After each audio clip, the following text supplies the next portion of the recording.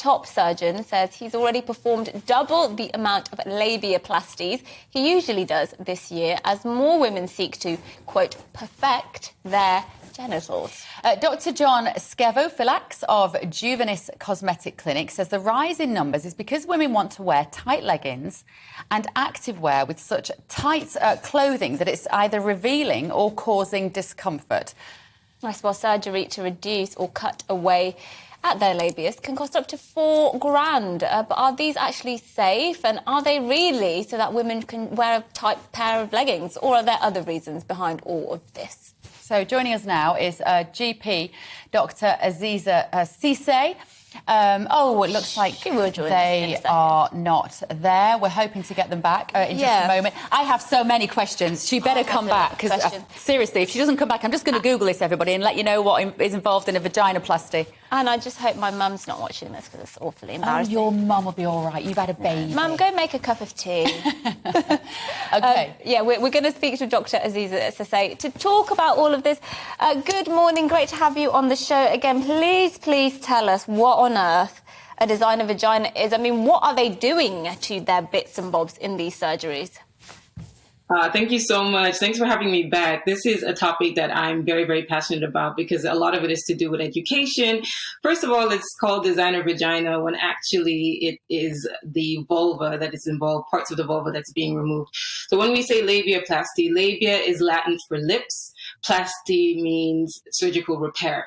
So essentially they're removing little bits of the labia. So the labia majora, if we look at what the vulva looks like, right?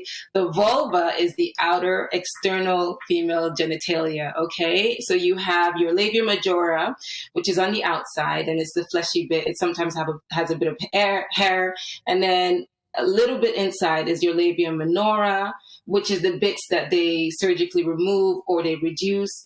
And then just at the very top here, you have the clitoral hood, the clitoris, and then the urethral opening where the urine comes out, and then the vaginal opening there.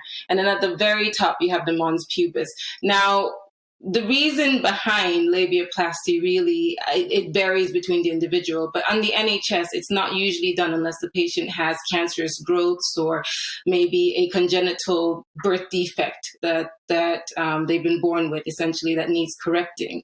So that's the science behind labiaplasty. There's a lot to talk about with regards to there is a lot to talk about. And to be honest, it sounds so painful, Aziza. I'm sitting here kind of with my legs crossed and slightly lifting up on my seat, just thinking about this is your most sensitive areas you're talking about committing major surgery on. So what are the motivations for women? Is it purely cosmetic to go through something so uncomfortable?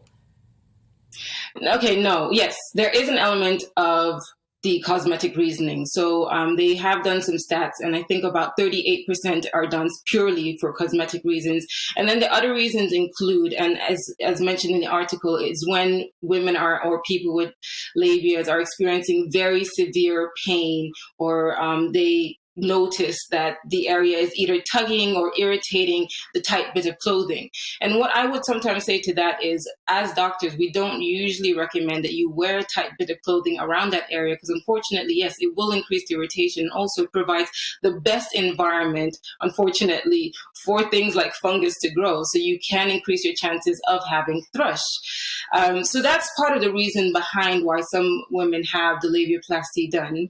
Now, on the NHS, we usually advise that if it needs to be done and it's not provided or it's not fulfilling the criteria for it to be done on the NHS, they always say that please check the clinic that you're going to, check whether they are included in the Care Quality Commission, check whether they're part of the British Association of Plastic Reconstruction and Aesthetic Surgeons, check whether they're part of the British Association of Aesthetics and Plastic Surgeons as well, because you want to make sure that the person who's doing it is well qualified. You want to make sure that they've done a low number of these surgeries, because as you say, this is a procedure that is quite painful. It has risk. All procedures have risk. It has risk of causing infections, causing nerve damage, and it's pretty much permanent. You're removing bits of you which are actually important. So the labia minora, some people don't realize it's there for a reason. It's there to protect your vagina. It's there to protect your urethra.